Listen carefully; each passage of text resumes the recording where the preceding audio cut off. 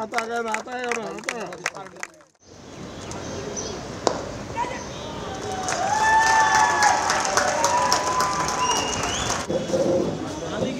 উদযাপনের মঞ্চ প্রস্তুত, সহজ সমীকরণের মারপ্যাচে অপেক্ষা আকাশী নীলদের। পরের ম্যাচ জিতলেই সোজা সাপটা উৎসবে মাতবে বর্তমান চ্যাম্পিয়নরা। লিগ পর্বের টানা 11-র পর সুপার লিগেও টানা দ্বিতীয় জয়।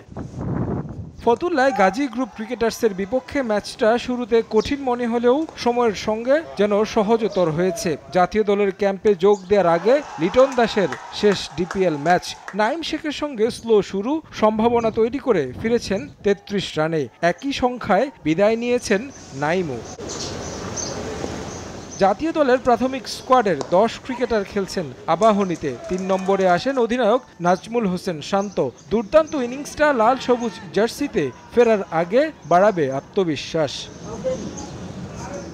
বিজয়কে নিয়ে গাজী গ্রুপের বোলারদের শাসন করেন, খেলেন বাউন্ডারির উপর। 82 বলে সেঞ্চুরি পূরণ করেন টাইগার অধিনায়ক। 84 বলে 101 রান করেই ফিরেছেন, যদিও 93 রানে একটা জীবন পেয়েছিলেন বাঁহাতি ব্যাটার।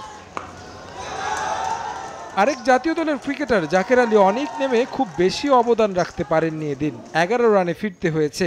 তবে তাওহিদ হৃদয় খেলেছেন দারুণ এক ক্যামিও। জাতীয় দলের ক্যাম্পে যাওয়ার আগে 40 বলে 38 রানে থাকেন অপরাজিত। আবাহনীর স্কোরবোর্ডে জমা পড়ে 343 রান।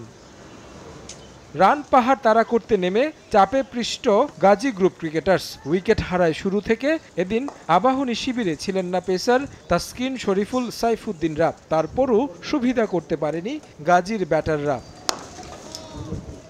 তানজিম সাকিব আর রাকিবুল হাসানের সামনে অসহায় আত্মসমর্পণ করেছে গাজী। রাকিবুল নিয়েছেন 4 উইকেট আর তানজিম সাকিবের শিকার 2। 172 রানে all out Gazi group cricketers.